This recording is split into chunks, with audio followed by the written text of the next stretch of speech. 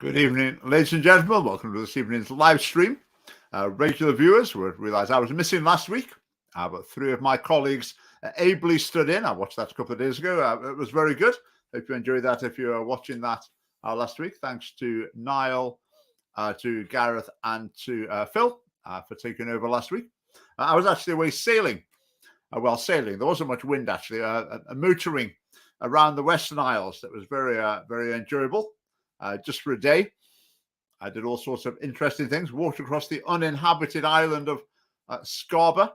It was quite an experience. Fell into a bog up to my belly button at least. Almost disappeared without trace. But yes, that was a little break for me last week. But we have a special guest this evening, who I will introduce as usual a little later on, but a few things to talk about before then.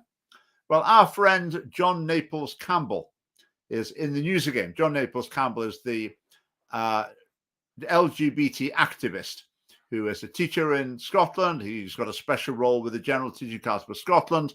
So darling of the media, is given various awards from all sorts of different directions. He's been in the news recently because it's been revealed that Moray Council is staging a drag performance by him for 0 to 6-year-olds. 0 to 6-year-olds. Now, 0 to 6-year-olds, this is so bad that it must be really bad. Even the Scottish Conservative Party leader, Douglas Ross, has said that he disapproves of it. Now, there have been lots of similar events before, and the Scottish Conservatives have said nothing about them. But maybe it's the fact that it's 0 to 6 years that's triggered them to do this. Because I say, there have been lots of other things like this where they've said nothing at all. I know it's also the Scottish Conservatives traditionally have changed their logo for Pride Month and had a sort of rainbow colours in it instead, but this year they haven't. So maybe they're thinking that the tide's shifting a little bit. Whenever the Conservatives do anything, you can never think that they're actually taking the initiative and their principles are swinging into action. But you can think perhaps they're testing the water and thinking maybe things are shifting a little bit. It's not that they've shifted them. They never do anything to shift opinion. They follow opinion, but maybe it's an indication that they feel opinion it's just turning slightly on the issue, and it's not so much in their interest to go for the rainbow colour scheme on their logo this year. I mean, we'll see. For all I know, it might pop up tomorrow with a rainbow logo, but that's what's happening there. Now, John Naples-Campbell, I've made a few, I think 3 videos about him. The last one I made when he was showing his drag, well, is performance the right word? Basically dressing up as a woman, basically, and sort of prancing around. So I made that video. He always reports us to YouTube when we make a video. This time he reports us for defamation. And YouTube, for some bizarre reason, decided it was defamation. Yeah, you appeal on YouTube, and then 2 hours later, you find out your appeal is rejected. Obviously, no one's looked at it. They don't actually know what's going on. So that video was taken down. But we put it back on Rumble, and we've been sharing that around. Someone also sent me today, John Naples-Campbell, he quite likes a bit of publicity. I think he was in the news a few years ago for complaining that another senior member of staff was making unwanted sexual advances to him, another gay member of staff in a school. But John Naples-Campbell, frankly, I don't think he's a suitable role model for young people. Let's just put it that way. Now, the story that will develop, I haven't followed this in the media particularly, but the story will inevitably develop that some people will say really horrible things to him, and that will become the lead story. The story will be John Naples-Campbell bombarded with hate messages, and the police have to be called because he's worried about something. Now, that's what we'll end up as. Now, partly that will be theatre. He's a drama teacher after all. Partly that will just be him playing the game. And partly it will be, sadly, it'll be some people who are opposing what he does in schools with children, which I entirely agree with. But people will express it in a very sort of aggressive and unbalanced way that then just gives him ammunition. So the people who just go over the top, they'll be really offensive, they'll call him all sorts of things without evidence, then all you're doing is giving him the cards to play in the media, and then they'll be able to present him as the victim. And that's what always happens in these cases. It happened with Flo Job, etc., etc. It's always what happens. It'll happen with John Naples-Campbell as well. Anyway, we'll monitor the situation there. The show is up in Elgin. If it was a bit closer, we might have thought about going along, but we'll see. But it's not impossible. Maybe some of our local people might go along to make their feelings known. And if it goes ahead, Quite often these things seem to get cancelled at the moment. Right, I've met 3 parents quite recently who've got in touch with the family party and said, can they tell me their story? And they have done. And absolutely fascinating to listen to the stories, and really appalling as well, about the way they've been treated as parents, the way their children have been treated at the school, the way the school treats parents, etc. Really, really appalling stories. But one of them, this is just a snippet from one of them. A pupil at the school starts, out of the blue with a peer group. Half of them start saying they're transgender and LGB, whatever else. And then their daughter gets caught up in that a little bit. And then the teachers in the school, a couple of the teachers, really to jump on that, and they're right with her, encouraging her, leading her down that road very actively. So the parent goes to the head teacher and says, we don't want this happening. This is a Catholic school. And the head teacher said, oh, yeah, no, I don't really want it happening either. But, they are just following the government guidelines, I suppose. So there's not really much I can do about it. I mean, I think that's a really weak response. It's pretty feeble. I haven't got much time for the I'm just obeying orders sort of response in Scotland anymore. I find myself saying that more and more to people. But that was what was going on in the school. And of course, these activist teachers are quite right. They are acting in accordance with the government guidance, which is leading this girl down this dangerous path. And she was also basically completely turned against her family as well, partly through an online forum that she got involved in. I mean, some of the other story, there's another sort of fragment from a story from another family. A teenage girl had a book from the school library about a teenage girl trying to commit suicide by taking overdoses. When she took the overdoses, she had some sort of supernatural experience of conversation with this spiritual being or something. I mean, that might not be exactly right, but you get the sort of gist of the story. Now, anyone with half a brain is going to look at that and think, that's not suitable for a school library, aren't they? And yeah, I mean, if you look at the teenage section in a bookshop, a lot of it is pretty dark stuff. But surely anyone should look at that and think, no, that is not going in a school library. So one of the parents went to the school, spoke to the head teacher, said, I'm quite concerned this is in the library. Guess what the head teacher said? Oh, well, I don't control what's in the library. It's not really up to me. It's pathetic, isn't it? Not really up to me. I can see your concerns, but there's nothing I can really do. I'm just the head teacher. So that's that. And then, lo and behold, what comes next in the story? The daughter does try to commit suicide by taking an overdose of pills, exactly as in the book. I mean, it's not rocket science, is it, to see how to fix these problems? That's just some of them. The other ones, I'm trying to work out how best to present them and what way to present them. But if you have got stories like that, so we're always interested to hear them. We'll never publish anything without your permission. We can anonymize things. Sometimes for other reasons we might be reluctant to publish, but do get in touch. We'd really be interested to hear your stories. Right, just a reminder, we've got Leo Lanahan, our candidate in Bell's Hill, and the 15th of June, I think the election is there. We've also got Jonathan Richardson. Johnny Richardson is our candidate in East Kilbride West. There's a confusing one for you. East Kilbride West, I think, is the name of the ward. So he's our candidate in that council by-election as well. Now, the Hamilton election, the Westminster by-election, which is looking very, very likely now, and Niall Fraser is lined up to be our candidate in that. I think he actually lives in the constituency. So Niall Fraser is going to be our candidate there, and we're going to throw a lot at that. I think there'll be a lot of national media attention on it, so we'll try to be there, making our presence felt.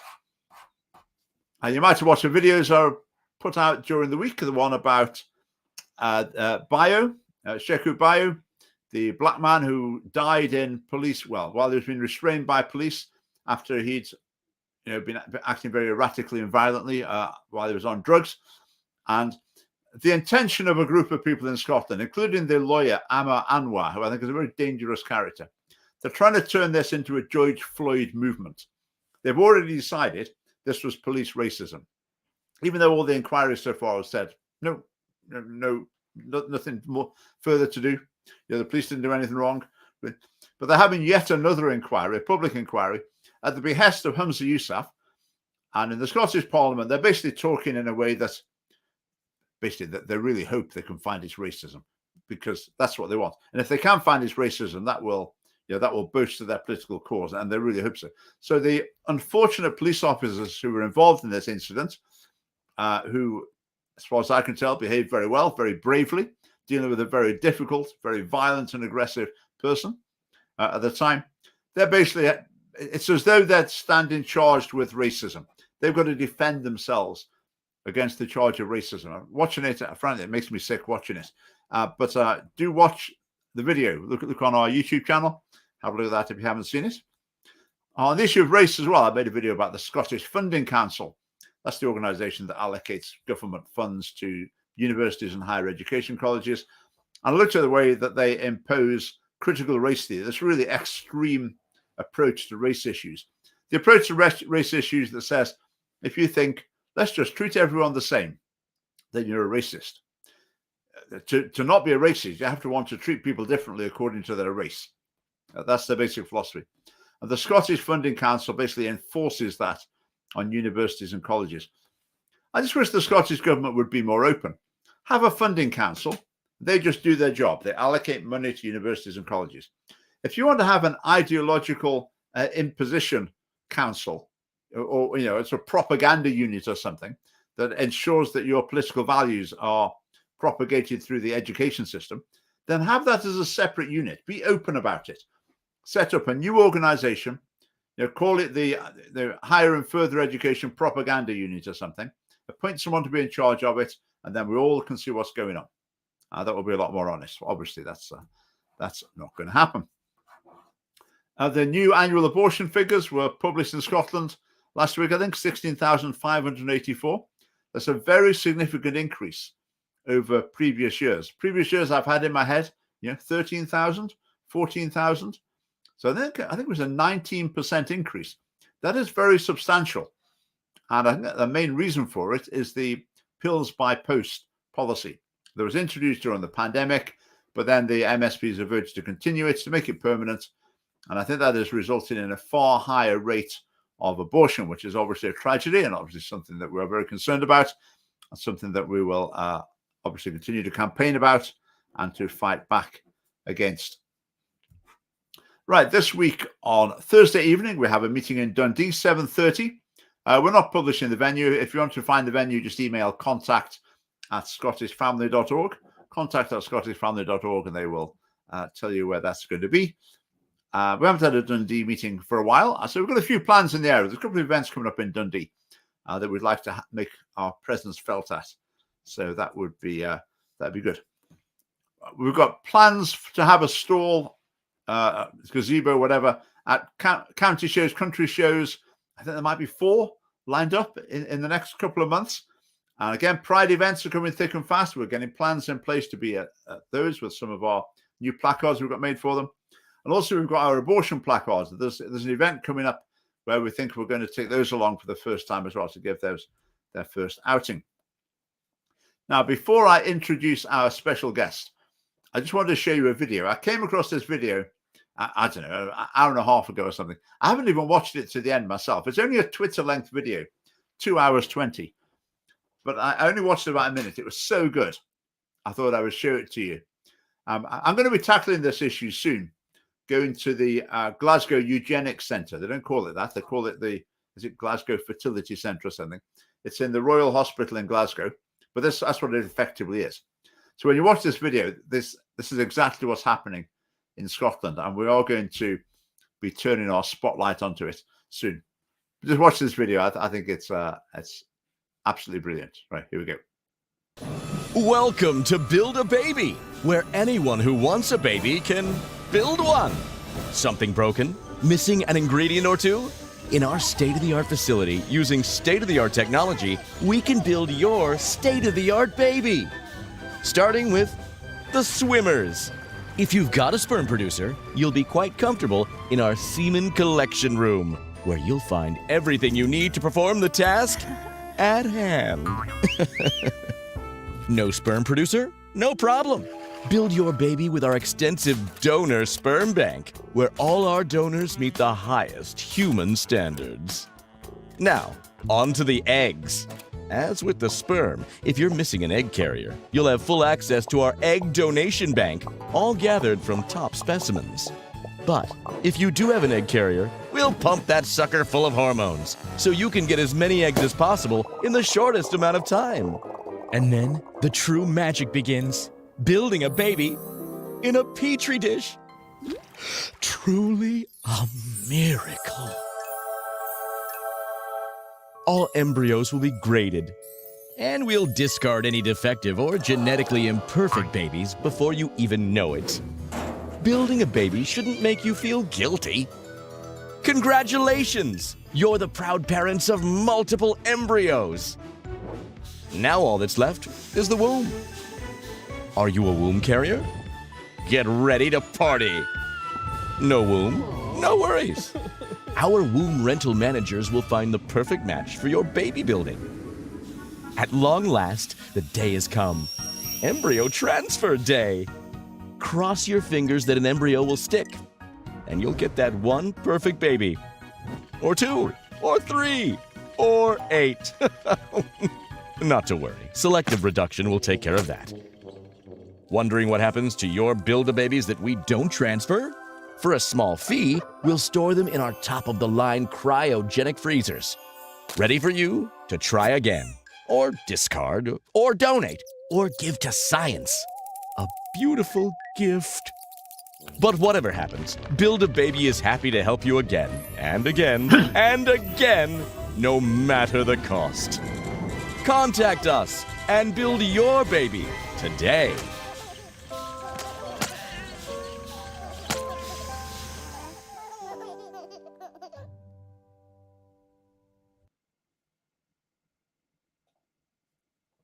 That's pretty good, isn't it? Pretty good. I just hadn't watched it all, but it carried on as good as the introduction. So, yeah, I think that video has only just been released this afternoon. I'm sure it's going to be viral. It's going to be a big hit. But you're one of the first people to see that. So I've just got the comments up now. Right, nice to see you. There's Steph. Good to see you. Gareth as well, etc., etc. Right, time for our special guest, who is Graeme. Hello. Right, welcome, Graeme. Hi, thank you. Thanks for the introduction. I don't know how special I am, just here. Not really done much things like this before, so we'll see how we get on, I suppose. I'm not the most natural speaker in the world, but I'm sure you'll help guide me through. Yeah, so Graeme said be nice to him in all those comments. Okay. So Graeme, just tell us a bit about yourself, first of all, where you are and what you do. My name's Graeme Craib. Yeah, I am in my early 40s. And actually, I'll maybe just have to give you a bit of warning. There's cats wandering around and perhaps can be unpredictable. So there's growling and stuff. Please bear with me. It was, as we would say up here, it was an AFA strain during lockdown when you're on video calls with work and they were just making racket in the background. But we'll see how we get on. Anyway, sorry. So yes, I'm Graeme and I am in my early 40s. I am a professional engineer. I'm registered as a chartered electrical engineer. I've got a couple of degrees, a bachelor's and a master's in electrical engineering and also in energy. I own 2 businesses, although they're both dormant just now. And I'm involved in general, technical things, so like engineering, consultancy, project management, that kind of thing. I've recently taken up a staff role now, and I do similar thing, but obviously working for somebody else. In my staff role, I manage a team of electrical instruments and control engineers. My other business, again, also dormant, is involved in racing and motorsport. And again, if anybody's looking to sponsor a small motorsport company, please get in touch, and I'd be delighted to have your company name up on the side of my car or my trailer.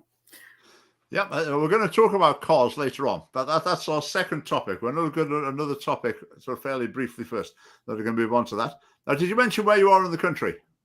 Yes, so I am in Aberdeen, or just south of Aberdeen in Portlethen. Yes, so we're in Aberdeenshire Council in northeast Scotland. Okay, right, very good. So that's great. Now, Graeme, so we've got 2 issues to talk about. The first one is a bit about the council recycling and changes with that. We're going to talk about that a little bit. Then we're going to talk for a bit longer about cars, basically, because Graeme's a bit of a car man, or a lot of a car man, and he's got a few ideas about policies in that area. So we're going to talk about that. But let's start off with recycling in Aberdeenshire. So tell us what's the score? What are the issues you've been addressing there? Yes, so in Aberdeenshire Council, they have changed the waste collection system. They call it the enhanced recycling scheme, although I feel it's more of an inferior waste collection scheme in my view. So I first became aware that they were considering about this and planning to do it a couple of years ago. Again, through really social media channels. There's a couple of councillors that occupy, like are involved in some of the local groups in the area. So they had said, look at doing this, and a few of us were like, no, you shouldn't do this. Going to 3 weekly general waste collections, that kind of thing. We said, a lot of us said, no, we don't want 3 weekly waste collections. Keep it, 2 weekly is more than enough. It used to be 1 weekly. Maybe people, some of the viewers will remember a wee while ago. And also in Aberdeenshire, we don't get garden waste collected either. So a few years down the line, here we are. I got a leaflet through the door saying this is happening towards the end of May. You will get a new bin. In fact, you'll get changed. All your bins will change, and now you'll be given this new orange bin on top of your general bin and your already blue for recycling. Yeah, I mean this. I think we do okay in Edinburgh for waste collection. We have a collection every week, and we do have a garden thing, which you do have to pay for. And the recycling is reasonably straightforward. I've spoken to people in other places like Stirling. They seem to have terrible problems with infrequent bin collections. I mean, with the recycling, in some places it seems to be so complicated, people can't work out what to do. Is that the sort of situation you're in where you are, or is it? Perhaps, yeah. I mean, obviously, change introduces an element of complexity in itself. And I would say maybe some of us, including myself, perhaps, sometimes struggle to remember which bin to goes out on the day anyway. So not only did they introduce this new bin and change the collection frequency, they've now moved it from a Monday to a Wednesday. So, I mean, even last week, I was just speaking to my neighbour just when I came home a wee while ago. And he said, "Oh yeah, I saw you had your bin out on Monday. You daft kind of thing, Yeah, so it's up there for 2 days basically until they took it away. I wasn't sure if they collected it or if it was the next day or if we actually were in the new scheme." Yeah, well, I've had this new bottle refund scheme that the government's been talking about. I just don't get that, because we recycle bottles already. We put them in a blue box, and they get collected by the council. Now, years ago, when you did your recycling, you remember in the olden days, you put it in your car, you took it to the supermarket, and you did your recycling before you went and did your shopping, didn't you? That's the way it used to be. But that's, things have improved since then. Certainly in Edinburgh, things have got better there. They come and collect it from your house. But this idea that you're now going to go to somewhere special and post your bottles through this a little hole in the machine to get a few pence back for it, that just doesn't seem worth it. Do people really want the hassle of having to do that? I can't imagine that the money is going to be worth it. People are just going to think, well, what's the point? Can we not just have it collected from our house like it is before? I'm not sure. I mean, I got to admit, I don't know heaps about the new.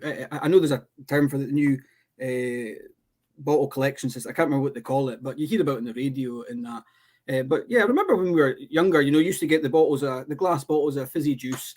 You maybe get 10p, 20p, take it back to the shop, and you can spend your money in sweeties, So remember that. That seemed to work quite well. I guess back when, common sense was a thing. But 3 weeks for a bin collection. So if you're putting, I don't know, babies' nappies or your food waste or whatever, or cat litter in a bin that's going to sit there for 3 weeks in the sunshine. Yeah. It's disgusting. Yeah. I mean, sure, that's become a health hazard. Yeah, you think so, yeah. Yeah. But my concern with all these things, I just think the people in the council planning these things, they're not thinking, right, what do local people need? Let's try and give them what they need. What they're thinking is, what's the wider agenda we're trying to pursue? What are our environmental targets? And that's what comes first. They're more concerned about climbing up some, I don't know, some recycling league table or something of councils in Scotland, rather than actually providing a service the local people want. I'm convinced that that's the case. Absolutely convinced. Because I think in local politics, it seems to me it doesn't matter what the council does. It doesn't affect the election results. Most people don't even know who runs the council. So if they're really angry with something going on, they don't even know which party to vote against as a result of it. Well, that's interesting, because as part of all this, and there's a lot of things we haven't spoke about here yet, and a lot of things to unpack in this.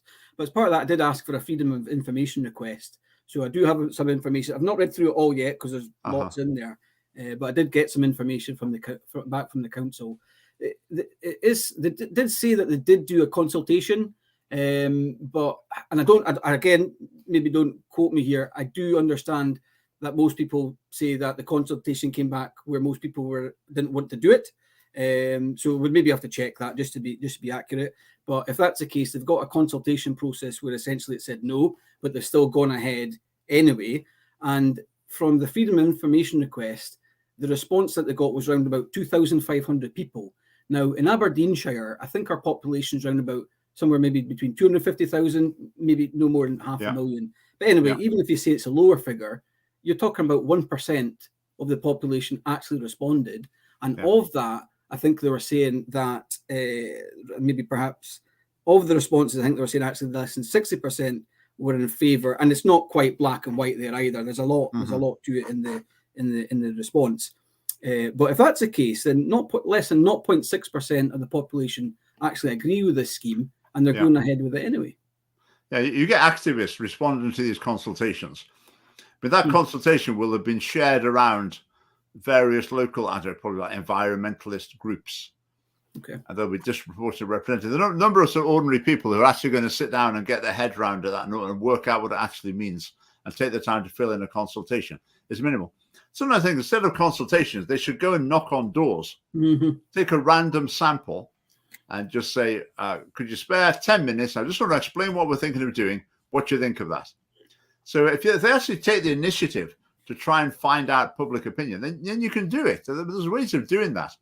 But they don't do that, I suspect, because they don't actually want to know. Because they know that their consultation process will sort of give them the results that they'd like. And it's cheaper, obviously, doing that. Just let the activists fill in an online form. So then they would prefer that. I think that applies more widely in politics as well. There are ways of finding public opinion much more systematically.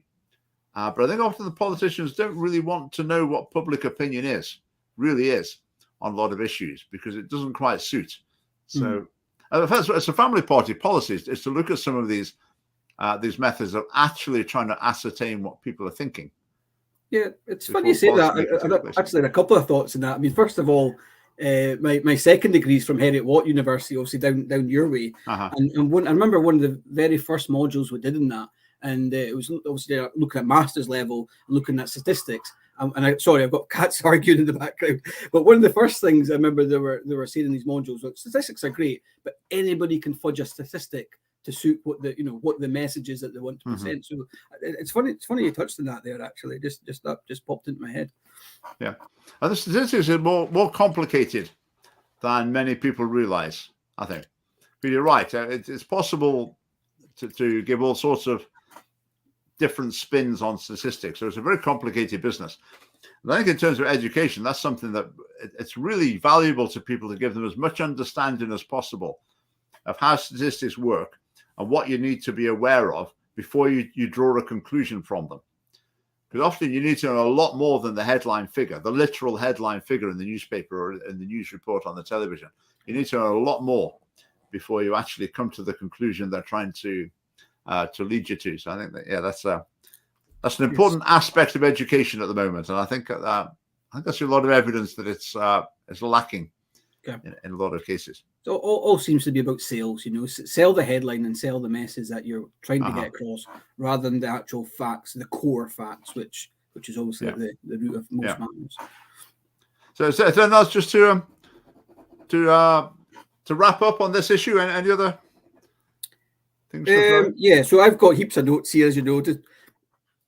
I'm not an actual speaker. My mind tends to wander in places, so I've got loads of notes here. But so we did have I've had a couple of discussions with some local councillors and council staff members, and again, perhaps I've been maybe a bit harsh with judgment and criticism for some of the councillors who have met in person. Have actually been lovely, and to be fair, they maybe actually inherited this a little bit. But what has been said is they're obviously doing it to save money, which kind of suggests, as we know, they're not getting the right level of funding, which again come back to the government. But they need to provide a waste service that suits our needs, not the other way around. We don't provide waste that suits their needs. They need to provide a waste service that suits our needs. And I have to deal with these cats. That cat's also annoyed about the waste collection, by the way. So, but they need to produce a waste service system that meets our needs. And if they don't have the funding for that, then they should be going back to the government and saying, look, you need to give us more money. The way I see it, and this is more Aberdeenshire specific, we should have a general waste collection, which should be 1 or 2 weekly. We should have a mixed recycling collection, which again could be 2 weekly, but that should take all recycling, including glass bottles, plastics, papers, everything, the whole lot.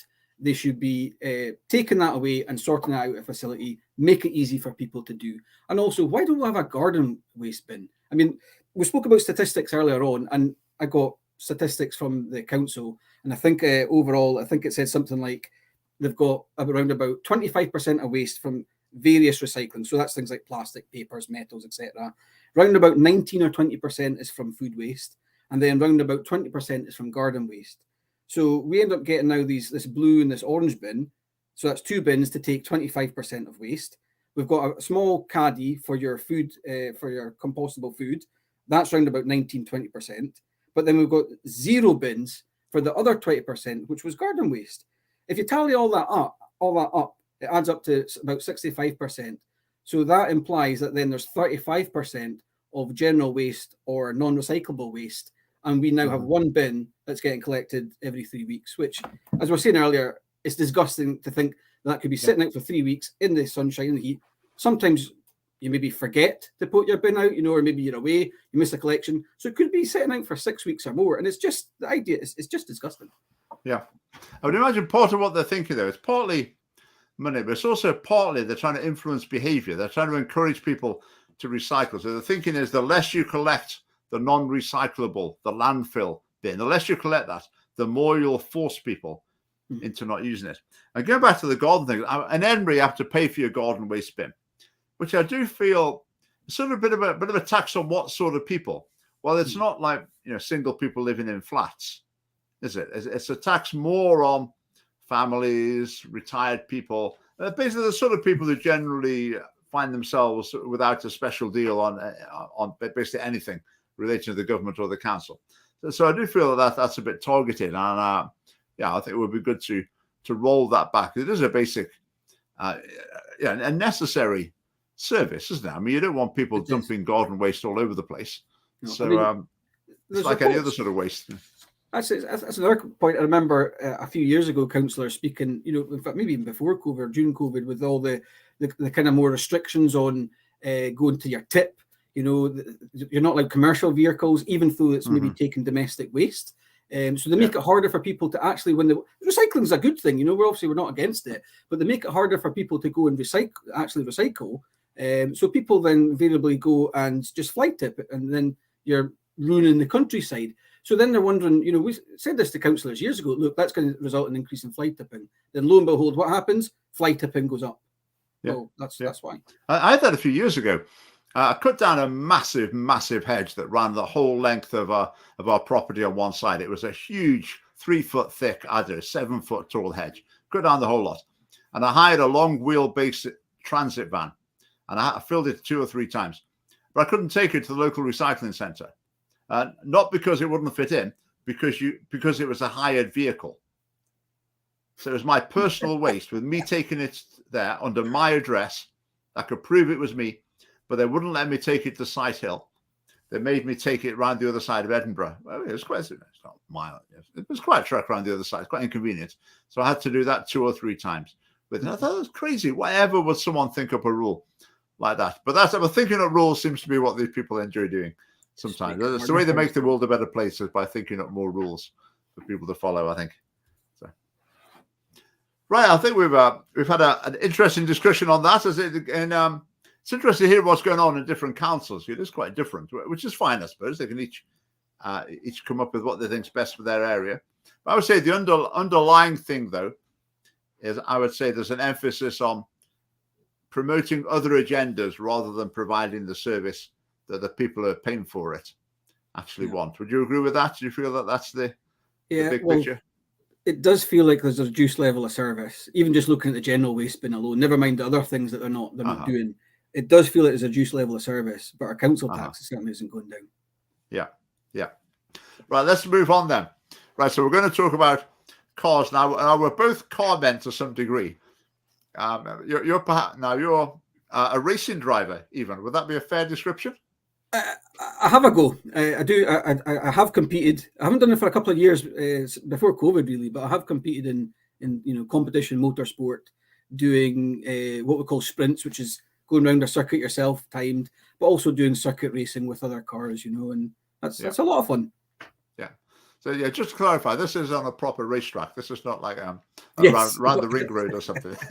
Yes, very good point. Yes. So we've been looking at our transport policy recently. Obviously, cars are a big political issue at the moment, and the move to hybrid and to electric cars. What's your take on all of that? How's that going to work out? Is it going to work out?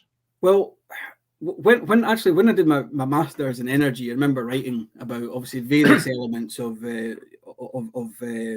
energy production and consumption, and again, a random statistic just jumped in my head. It's maybe my mind's starting to wander a bit. I think they said about 30% of energy use is based on transport. I remember looking, and this is going back some time. This is about 10 years ago that I finished that, and I do remember at the time just reading into different types of propulsion. So obviously at the time they didn't call it EVs, it was called like battery electric vehicles. The thing that looked like it was really going to take off was fuel cells based on hydrogen, because hydrogen comes from water. You apply a voltage to this and you split it out and you'll get hydrogen and you'll get oxygen. So so that seemed to be a great way of doing it. Me as an electrical engineer, you think I'd be all over wanting to let's electrolyze everything, and I think it's good to so there's a lot of push to electrify a lot of industry, and there's a lot of benefits there. In terms of cars, not so sure. Even just thinking about your routine trip to the forecourt, you fill up petrol, it takes you maybe 5 minutes, you fill it up, you go on your way.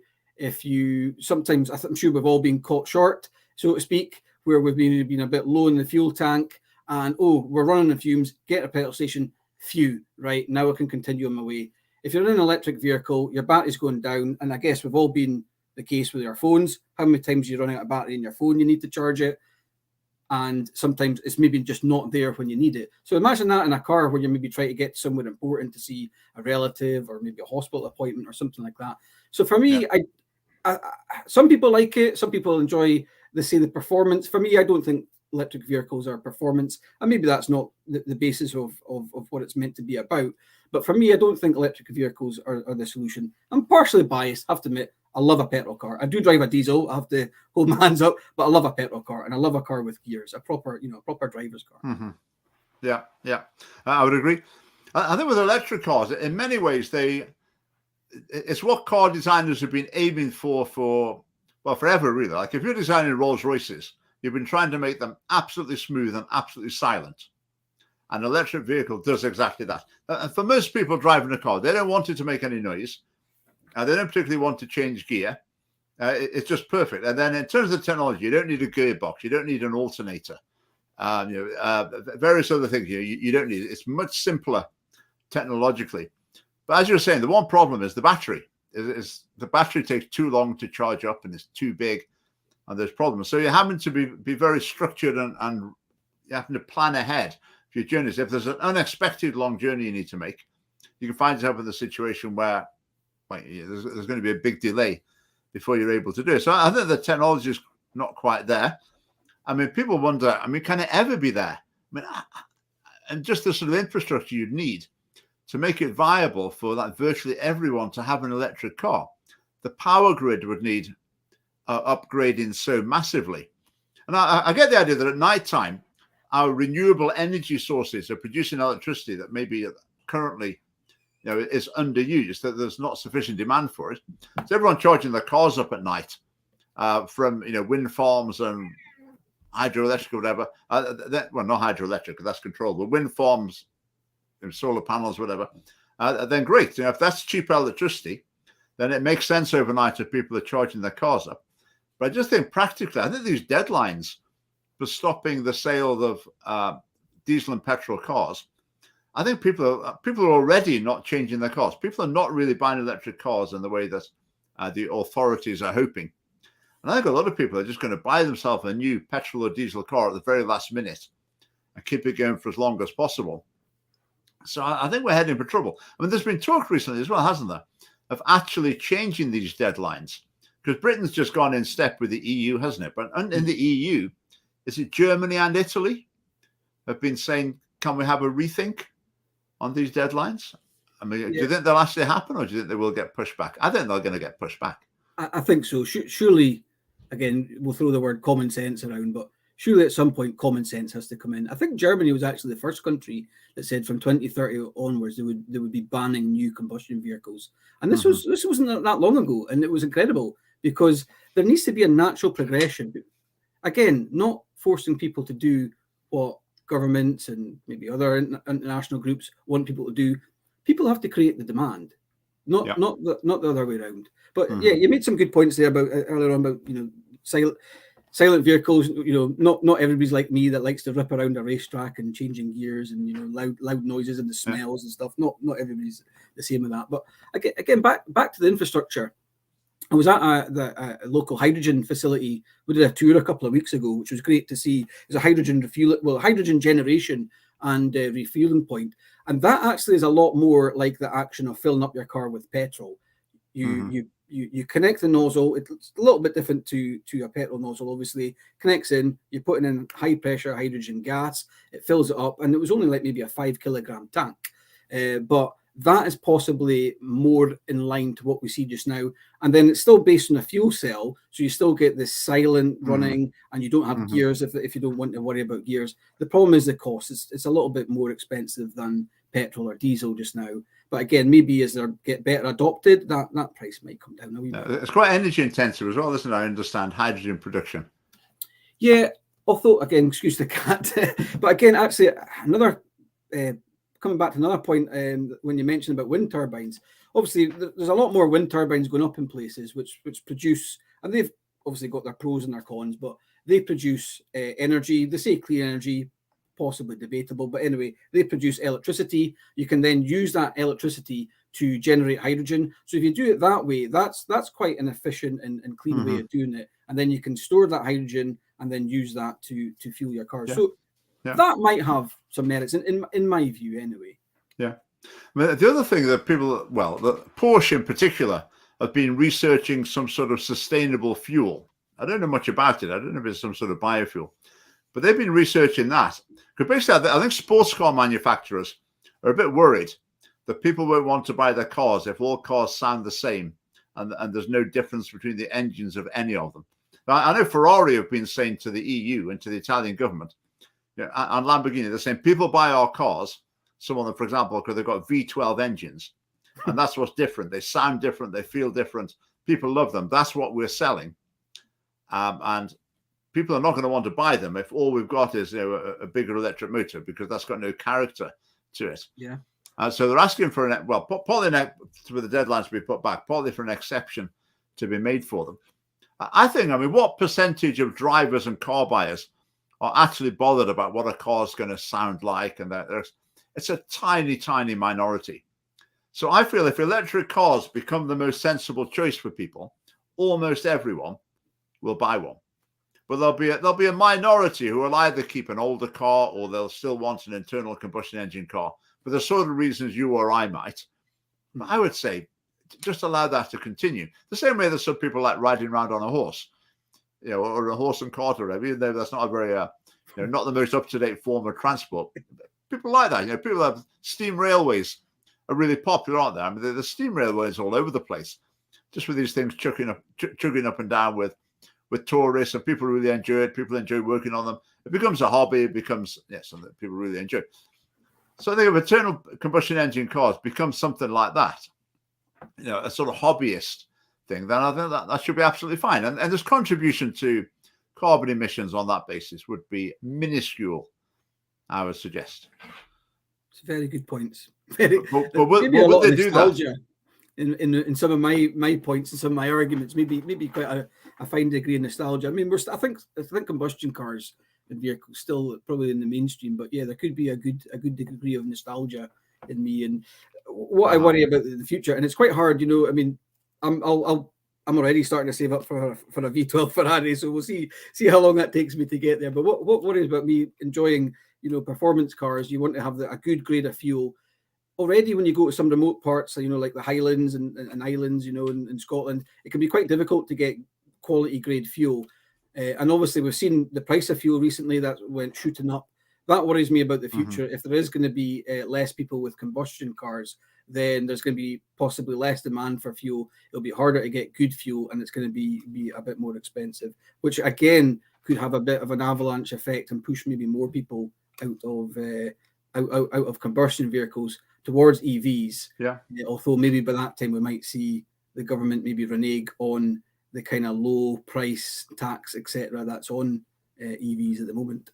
The savior for fuel supply, I think, will be commercial vehicles, because battery-driven trucks, I mean, there are such things as battery-driven trucks, but the charging time for them must be astronomical. I mean, they must be very difficult to get anything like working. So it's going to be a long, long time before. I guess ultimately it'll be the stage that if you're assuming petrol diesel cars haven't been sold for a long time, if that's your hobby, you maybe get someone come and deliver something to your personal tank in the garage, and you'll fill your car up in your own garage and you'll just use it. You know, won't go too far, and that's the way it will come. But I think that's a long, long way. I would say that's not in my lifetime, but that's going to be happening. I think that would be further away. Just go back to the people with pushing the green agenda, though. I mean, which side of the political spectrum are they on? Usually, it's generally the further left you go, the more environmentally concerned people become. So people with very left-wing views, I think they tend to be about anti-cars because they're individualist, and even more, they're anti-nice cars, desirable cars, expensive cars, fast cars. They don't like that in particular. They're against it. So I would worry that as long as that sort of mindset is dominant, then the outlook for people, for like Ferrari, and if you imagine the Scottish Green Party, if Ferrari were based in Scotland, and they went to the Scottish Green Party and said, can we have a special exemption because people really like buying our very expensive cars because of the type of engine they've got. But the Greens would say, we don't even care what your question is. You sell really expensive cars, so no.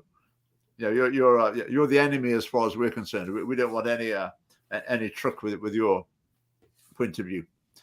So I fear that there's that element. And the other thing interesting as well, sometimes I feel like this EU thing about stopping, it's only going to be hybrids sold from 2035, isn't it? And then you've got to be, no, it's only hybrids from 2030. No, I think 2030. Again, these things change, but certainly at one point, I think they were saying 2030 onwards is no combustion vehicles in new cars, and the UK signed up. No, I think it's 25 is no, no combustion at all. Okay. So it's pure electric only from 2035. But you've got to have some hybrid components. Possibly, yeah, with hybrid, yeah. Okay, but I think 2030 onwards is no combustion in new cars. But see, put me in the spot now, so statistics just completely out of my mind, I'm afraid. So I mean, that was the EU basically, I think, set those things, and Britain just went along with it. Yeah. Which again seems to be the pattern. The things I know we're not even in the EU anymore, but Britain seems to be anything with the EU. It's like, okay, right, we have to do it. Yeah, we're very obedient. But then the people at the heart of the EU, they're now saying, "Oh no, we're not so sure about this now." No, the German government is saying, "Yeah, maybe we need to have a rethink about this." It'd be almost unimaginable for the British government to say, "No, we disagree with this. We think we need a rethink with this." So I mean, who knows what will happen? But imagine if you're a car manufacturer, what a nightmare! You're trying to plan 10, 20 years ahead with your model range, and you're just not quite sure what sort of engines you're going to be putting in them. That's true, and I guess that's why they're obviously trying out different different propulsion technologies, and it might also explain why the prices have gone so high recently as well, because they're trying to basically buy themselves, just cushion themselves for the future, perhaps. Yeah. I don't know if you saw, I was laughing a minute ago, and sorry, I did switch off to what you were saying, but somebody in the comments said, I'll have to mention catalytic converters with CAT spelled, because obviously there's a couple of cats running around here, and I just thought that was absolutely hilarious. So well done. Brilliant. I can't see it there, but yes, yeah, very good, very good. 10 out of 10. Now, did you know, you probably did actually, that the British car fleet, the total stock of cars in the UK is older now than it's ever been. The average age of a car, I think, is going on 10 years old. It's certainly well over 9 years old. So I tend to think of our car as being an old wreck, which it sort of is. But it's just about average age. Because I think during the pandemic, new car production was reduced so much. A lot of people, just couldn't get new cars. So secondhand prices have gone up a lot. So people have kept cars for longer. So this is the time to be in the car repair business. That's for sure. That's where it is where you are. In fact, when I try and get my car booked in anywhere around Edinburgh, you phone up and they say, "Oh yeah, we can fit you in 2 weeks' time." This is just some backstreet, bottom of the market garage of the type that I frequent. You just can't get in. So I normally end up having to take my car out of Edinburgh to West Lothian Road, just to get something done in a reasonable space of time. Yeah. So young people, if you want to go into a growth market at the moment, car repairs are the place to go. That's quite good. It's going to stay that way for quite a while. Yeah. I tend to use a local garage around the corner, and he's usually pretty good with me, and usually managed to get me in. But yeah, obviously, if they're busy, they're busy, So. But what else have we got on the car? Oh, let's go to the sort of measures they're taking that I would describe as anti-car measures within cities. What have you got in Aberdeen and the surrounding area? Are they trying to make it as difficult as possible to drive around? Well, obviously, I live in the Shire, just outside Aberdeen, just a couple of minutes outside Aberdeen, not too far. In fact, it kind of feels like Aberdeen suburb, but yeah, in Aberdeen city just now, it's quite difficult with there's a lot of roadworks that you might have heard about, and it can be quite difficult, particularly in the south side of the city, because they've got two bridges doing roadworks on, and it just seems to be like every week there's another road getting closed or there's work getting done. But when you actually drive past these, there's not actually a lot of work getting done, but these roads remain closed. They're changing things all the time. And a lot of folk actually are saying that driving around Aberdeen's like a maze. It's like driving around like a maze. And the council's getting a lot of criticism, and people are really angry about it. And actually myself this morning, on my way into work, again, to try and avoid these things, I will take a kind of back road, if you like, to get around most of the traffic. But invariably, you end up coming into the city and you get stuck in traffic. And I spent about half an hour this morning on a stretch of road, less than a mile. And yeah, just absolute gridlock, because everybody's just trying to get to work and try to go places, and the roads just aren't really fit for purpose.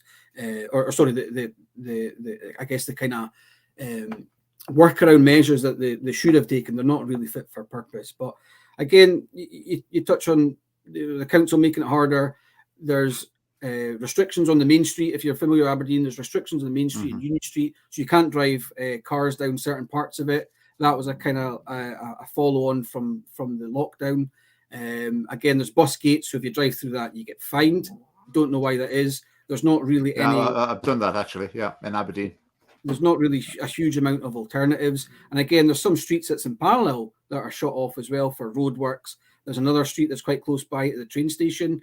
In one direction, that's going to be bus gate only, but at the minute it's just coned off and you can't drive on. So if I'm trying to get from, I work at that side of town, if I'm trying to get from that side, maybe through town or maybe to friends just on the edge of on the edge of the city centre, it's a nightmare. You got to go around the long way, and again, just now there's roadworks. It's really difficult. It's really difficult, It just seems like there isn't a plan. And like you say, it seems like, I don't know. It just seems like people can be forgiven for thinking there's agenda against car drivers, because it just seems to be really difficult, and I don't. Yeah, it's just not practical.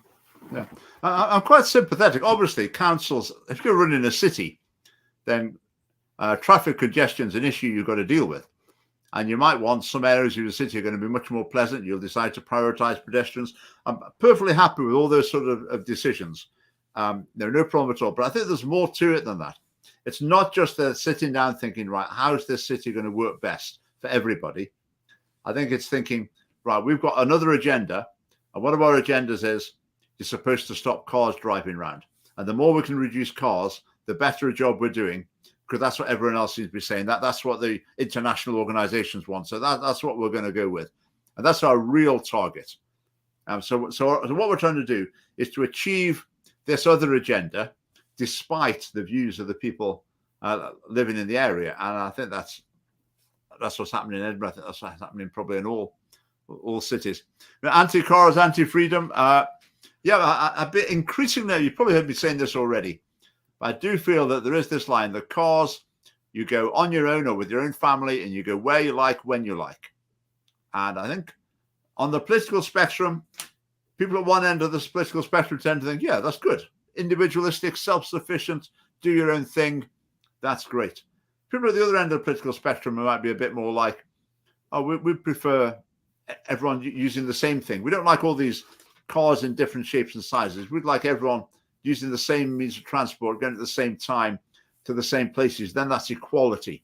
That's much more communal and social if people do that. So I do think there is that sort of split. And then the environmental side comes into it. As next, I'm thinking Glasgow, for example, these low emission zones.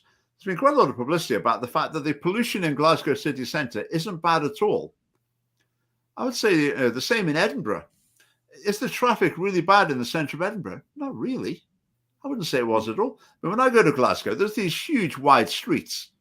They're generally pretty empty, aren't they? When I'm driving around Glasgow, that's the way it appears. Glasgow City Council is not gridlocked with traffic. So I just don't see, I don't think the drive behind it is actually to reduce the pollution. I think it's a wider agenda than that. It certainly feels that way. And again, coming back to the bins we're speaking about, it's almost like, local authorities are forcing us a certain way to live, which is not actually what we want. We should have freedom of choice. If I want to drive a car from A to B, I should be able to do that. And if I want to drive a petrol car from A to B, or an EV or a hydrogen vehicle, should be allowed to do that. The government or the local authorities should not be imposing their will upon us as a free society, or a supposedly free and democratic society. Yeah. They're both the issues. It comes back to the same point, isn't it? That what we want is for the government, for the council to be responding to the will and the wishes of the people. It's a bit of a democratic failure, particularly at council level. Say people vote for a party in the council when they don't even know who's running the council. And there's no interaction on the local issues. Family Party's got some policies to try and help that by having like online hustings, various events just to try and enhance democratic engagement at the council level. But I think it certainly is a serious problem. Let's try and get this last comment on. But Graeme, it's been fascinating to speak to you. Thanks for coming on.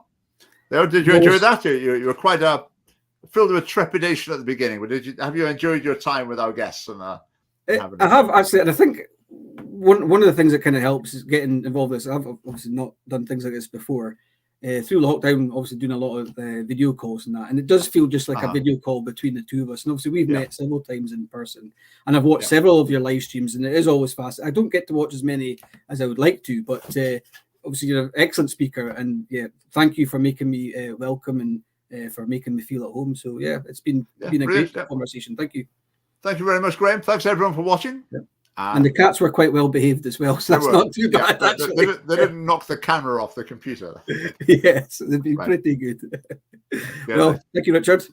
Take care, and all the best to everybody watching as well. Some great comments there. Thank you.